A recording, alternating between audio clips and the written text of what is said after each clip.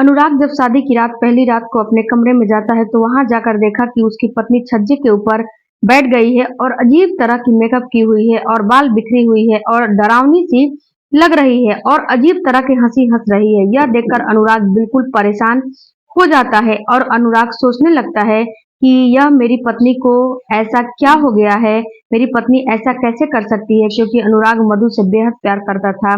और अनुराग काफी अपनी पत्नी की हालत देखकर परेशान और हताश हो जाता है कि यह मेरी पत्नी को हो क्या गया है, ये क्यों अजीब अजीब तरह की हरकतें कर रही है और ऐसा क्यों कर रही है, मेरी पत्नी को यह क्या हो गया है। हेलो दोस्तों, आपका हमारे चैनल में बहुत बहुत स्वागत है। दोस्तों, वीडियो में आगे बढ़ने से पहले केवल आपसे एक छोटी सी रिक्वेस्ट है कि अगर आप मेरे चैनल पे नए होंगे तो चैनल को जरूर सब्सक्राइब कीजिएगा। और फ्रेंड्स, मेरी वीडियो अगर आप लोगों को अच्छी लगती है तो वीडियो को लाइक और कमेंट जरूर कीजिएगा। सबसे पहले वीडियो में आगे बढ़ते हैं। वीडियो में जानते हैं पूरी बात कि क्या हुआ था उसके साथ और क्या नहीं हुआ था। दरअसल दोस्तों, यह कहानी एक गांव की है। गांव में एक अनुराग नाम का लड़का होता है। अनुराग और मधु एक ही कॉलेज में पढ़ाई किया करते थे। जब भी उसे कॉलेज में कोई भी उस कॉलेज में प्रतियोगिता होती थी, फंक्शन होता था या फिर ए टू जेड कभी भी कुछ भी होता था, तो इन दोनों को जरूर उसमें भाग दिया जाता था कि ये, क्योंकि ये दोनों पढ़ने में भी काफी तेज थे। और वहां पे जो है, जो बच्चे काफी तेज होते हैं वो जो है टीचर की हाईलाइट में आ जाते हैं। कुछ ना कुछ चीजों में ऐसे ही ये लोग पार्टिसिपेट किया करते थे। एक बार 26 जनवरी की प्रतियोगिता हो रही थी, उसमें अनुराग और मधु को जो है पति और पत्नी का रोल दिया गया था। यह दोनों पति और पत्नी का रोल करेक्टर को कर रहे थे।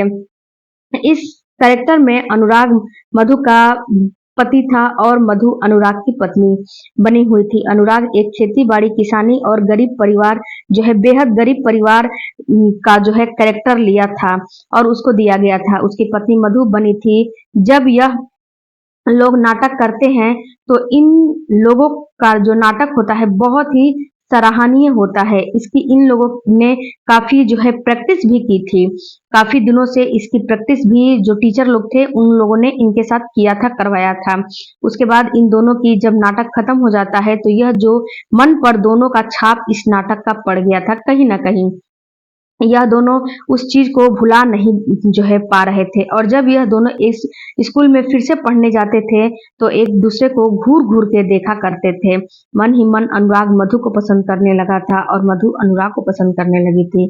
लेकिन हालांकि अभी इन लोगों की आगे आगे की जो एज थी वो काफी कम थी, इसीलिए यह लोग इस फीलिंग को समझ नहीं पा रहे थे। यह लोग एक दूसरे को घूर घूर के देखा करते थे। जैसे तैसे इन लोगों की उस स्कूल से 12वीं तक की पढ़ाई पूरी हो गई। मधु दूसरे कॉलेज में चली गई और अनुराग भी दूसरे कॉलेज में चला गया। अनुराग दूसरे शहर चला गया और मधु वहीं पर अपने गांव में ही रहकर दूसरे शहर में पढ़ाई करने के लिए जाती थी। अनुराग दिल्ली चला गया था पढ़ाई करने के लिए। एक बार अनुराग दिल्ली से पढ़ाई करके आ रहा था छुट्टी लेकर, तभी ट्रेन से उतर के यह अपने गांव जाने वाली बस पर बैठ जाता है, चढ़ जाता है। तभी वहां से उसी समय कॉलेज की छुट्टी हुई थी।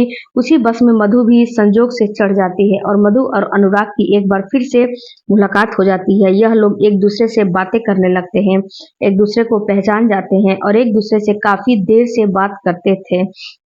इसी में दोनों एक दूसरे का नंबर भी आदान प्रदान कर लेते हैं। मधु बहुत हिम्मत जताती है आज अपने दिल की बात कह दे, लेकिन कह नहीं पाती है। यही हाल अनुराग का भी होता है। वह भी अपने दिल की बात कहने के लिए तड़प रहा था, लेकिन अपने दिल की बात कह नहीं पा रहा था। उसे उस दिन इन दोनों की तो ऐसे ही काम हो जाता है, ऐसे ही इन दोनों का जो है काम खत्म हो जाता है। एक दूसरे से किसी से भी इन दोनों की बात नहीं होती है। ऐसे ही कुछ दिन और गुजर जाते हैं। एक दिन दोनों प्लान बनाते हैं कि चलो आज कॉफी पीने चला जाए कॉफी शॉप पर। जब यह दोनों कॉफी शॉप में कॉफी पीने जाते हैं तो वहीं पर दोनों एक दूसरे को दिल की बात कह देते हैं। अनुराग कहता है, मधु मैं तुमसे उसी दिन से प्यार करने लगा हूँ जिस दिन से तुम मेरी पत्नी बनी हो। यही बात मधु भी कहती है कि मैं भी तुमसे उसी दिन से प्यार करने लगी थी जिस दिन से आप मेरे पति बने थे। उसके बाद इन लोगों की लव स्टोरी धीरे धीरे आगे चलने लगती है। फ़ोन पर इन लोगों की घंटों-घंटों बातें होती है और ये दोनों बातें किया करते थे। इसके बाद कुछ दिनों के बाद अनुराग की जब छुट्टियाँ खत्म हो जाती है तो वह फिर से दिल्ली अपनी पढ़ाई पूरा करने के लिए चला जाता है। इधर मधु भी अपने कॉलेज में पढ़ाई पूरा कर रही थी। यह दोनों सोचते हैं कि जब अपनी-अपनी पढ़ाई पूरा कर लेंगे तब अपने पेरेंट्स से इसके बारे में बात करेंगे, क्योंकि इन दोनों की अभी पढ़ाई अधूरी थी। और जो अनुराग होता है ये भी सोचता है कि जब हम अपने पैर पे खड़े हो जाएँगे, तो हम अपनी मम्मी-पापा से इसके बारे में ज़रूर बात करेंगे। इसके पास मधु जो है एक दिन कॉलेज से आती है, घर के लिए आ रही थी तो मधु देखती है कि उसके घर में कुछ लोग आए हुए हैं। मधु को समझने में थोड़ा भी वक़्त नहीं लगता है कि पापा मेरी शादी की चर्चा कर रहे हैं। उन लोगों को मधु को दिखाया गया। मधु तुरंत कमरे में जाकर और अनुराग को फ़ोन करती है और अनुराग को सारी बात बताती है। अनुराग कहता है कि यह तो गलत बात है ना, तुम अपने पेरेंट्स से बात करो, मैं भी अपने पेरेंट्स से बात करता हूँ और हम दोनों एक दूसरे से प्यार करते हैं और प्यार करने वालों को कोई भी जुदा नहीं कर सकता है और हम एक दूसरे से शादी कर लेंगे। एक दूसरे से शादी करना चाहते हैं। तभी मधु का पिता वहां पर आता है और मधु का पिता मधु से कहता है, बेटा क्या तुम्हें लड़का पसंद है? मैं तुम्हारे लिए जो सोफे पर लड़का बैठा था उसको ही सेलेक्ट किया है। इतने में मधु काफी ज्यादा नाराज हो जाती है अपने पिताजी के ऊपर और अपने पिताजी से सवाल करने लगती है, पिताजी लाइफ मेरी है, आपने मेरे से एक बार भी नहीं पूछा कि मैं शादी करना चाहती हूँ कि नहीं चाहती हूँ, मैं अभी शादी के लिए तैयार हूँ कि नहीं हूँ, मेरी पढ़ाई पूरी हुई है कि नहीं हुई है।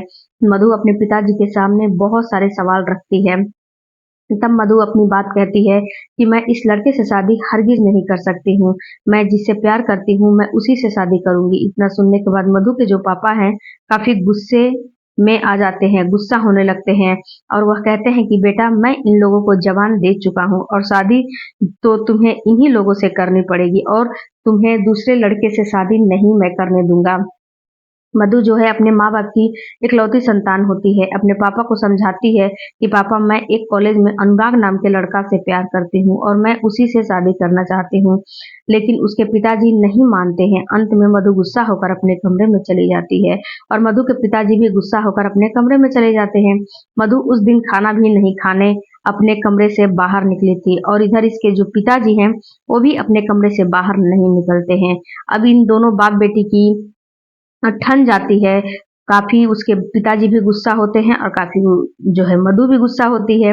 खाना दोनों लोग नहीं खाते हैं। मधु की माँ आती है और मधु को समझाती है और कहती है कि देखो बेटा तुम्हारे पापा हों या फिर हम हों, हम दोनों किसके लिए कुछ भी कर रहे हैं। तुम्हारी भलाई के लिए तुम्हारे पापा जो भी कर रहे हैं तुम्हारी भलाई के लिए ही कर रहे हैं। तुम्हें बहुत लाड प्यार से पाला है और बड़ा किया है। जब अपने पापा के तुम बात नहीं रखोगी और इस लड़के से शादी नहीं करोगी तो तुम्हारे पापा की बहुत बड़ी बदनामी और बेइज्जती हो जाएगी, क्योंकि तुम्हारे पापा ने उन लोगों को जबान दे दी है।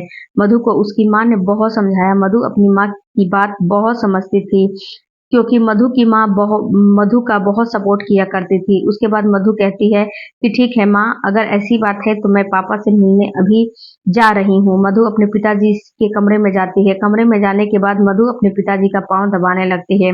उसके पिताजी अपनी आंखों पे अपने हाथ को, अपने गमछे को रख के और उसके ऊपर अपने हाथ को रख के सोए हुए थे और अचानक से उठते हैं।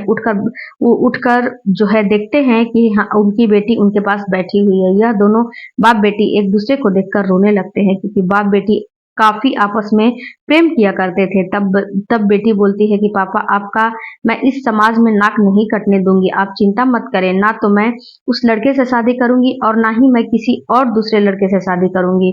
अगर आप नहीं चाहते कि मैं अनुराग से शादी करूं तो मैं बिल्कुल भी नहीं करूंगी, लेकिन मैं दूसरे लड़के से भी शादी नहीं करूंगी, क्योंकि पापा जिंदगी में प्यार केवल एक बार होता है, जो कि मुझे हो चुका है।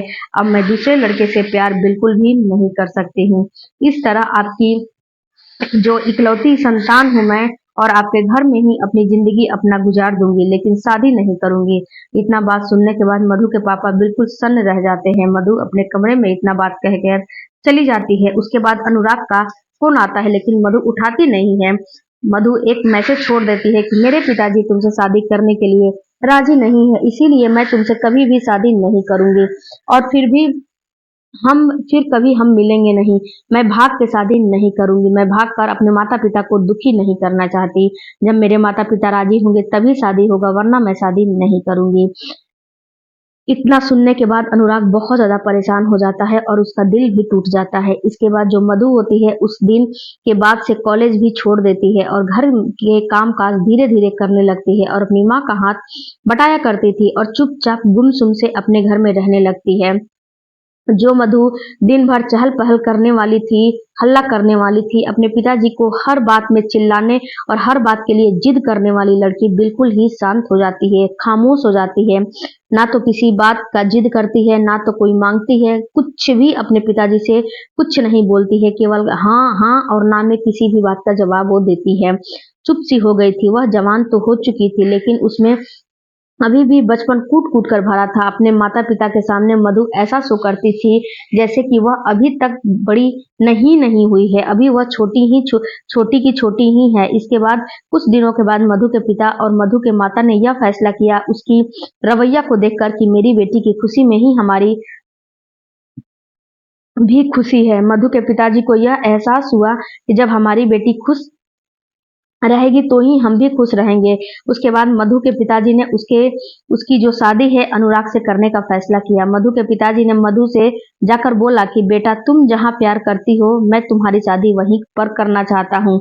तुम अनुराग से बात करो। तभी मधु अनुराग से बात करती है कि मेरे पिताजी तैयार हो गए हैं शादी करने के लिए। तुम्हारे पिताजी क्या कर रहे हैं? इधर शादी करेंगे कि नहीं करेंगे? अनुराग बोलता है कि मैं अपने पिताजी से बात करके बोलता हूँ। अनुराग इससे पहले अपने पिताजी से बात नहीं किया था क्योंकि मधु खुद ही मना कर दी थी कि मैं शादी नहीं करूँगी। उसके बाद अनुराग अपने पिता को और माता को फ़ोन लगाता है और फ़ोन लगा के अपने पिताजी से सारी बात कहता है, लेकिन उसके माता-पिता बिल्कुल ही मना कर देते हैं शादी करने के लिए। अनुराग अपने घर उस समय गया हुआ था। अनुराग गुस्से में कहता है अपने पिताजी से कि अगर उस लड़की से आप शादी नहीं करेंगे तो मैं भाग के तो शादी नहीं करूँगा। मैं आप दोनों का दिल तो बिल्कुल भी नहीं दुखाऊँगा, लेकिन मैं कहीं और भी शादी नहीं करूँगा।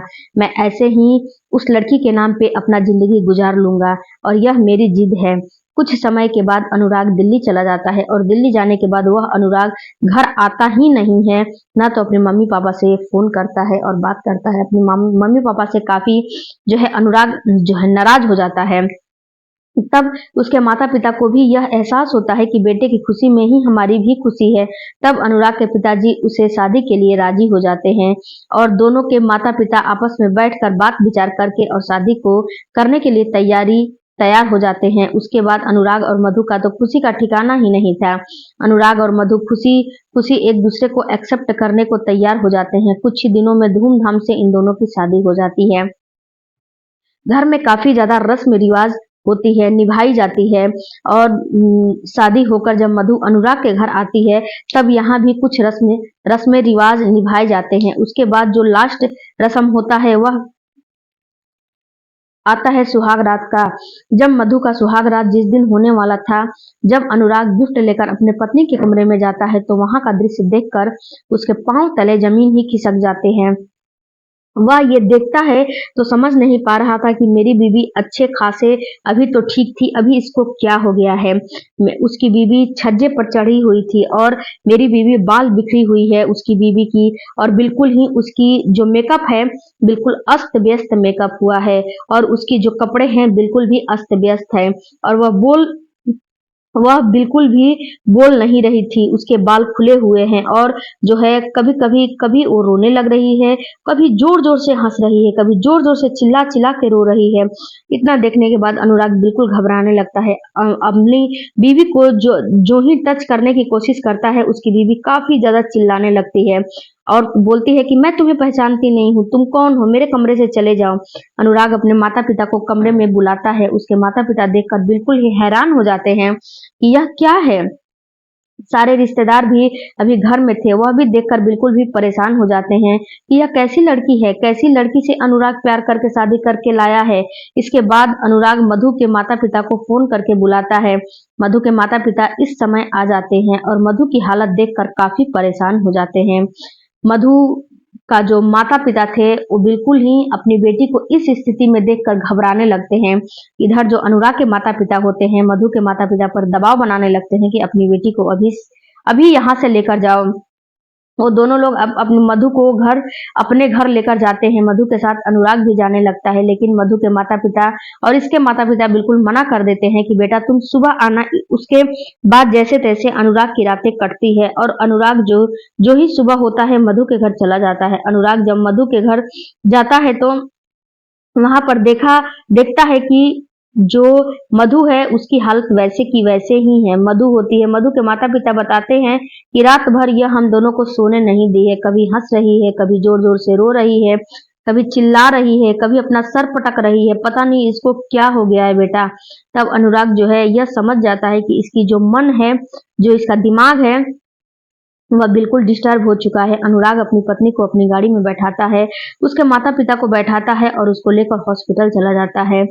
अस्पताल में जाने के बाद डॉक्टर से इलाज करवाता है तो उसको पता चलता है कि उसकी पत्नी को एक बीमारी हो गई है। डॉक्टर बताते हैं कि जब दिमाग पर बहुत ज्यादा प्रेशर डाला जाएगा और दिमाग को बहुत ज्यादा टेंशन और डिप्रेशन में रखा जाएगा तो कभी कभी दिमाग की जो नसें हैं काम नहीं करती हैं और इधर-उधर हो जाती हैं, जिससे कि यह हालत मधु की हो गई है, जिससे कि जो माइंड होता है ना वो थोड़ा-सा खराब हो जाता है।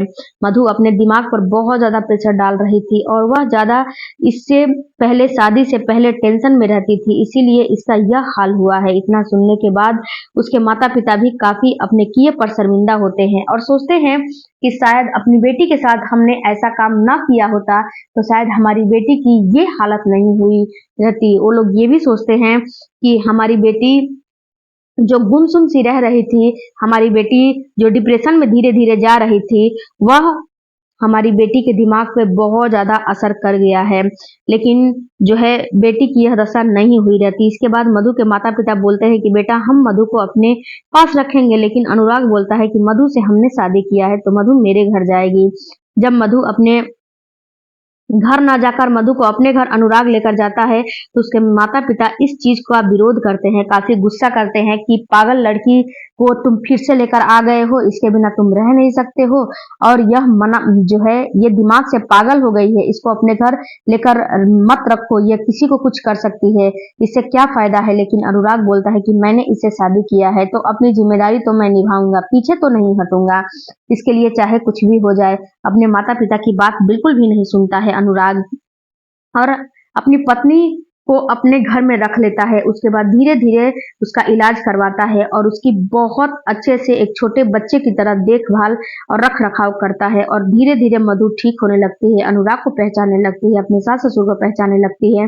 कुछ ही समय बाद मधु ठीक हो जाती है। उसके बाद इन दोनों का एक बच्चा भी हो जाता है और यह हंसी खुशी अपनी जिंदगी जीते हैं। दोस्तों, जब तक मधु बीमार थी अनुराग उसकी बहुत ज्यादा केयर करता था और यह होना ही चाहिए।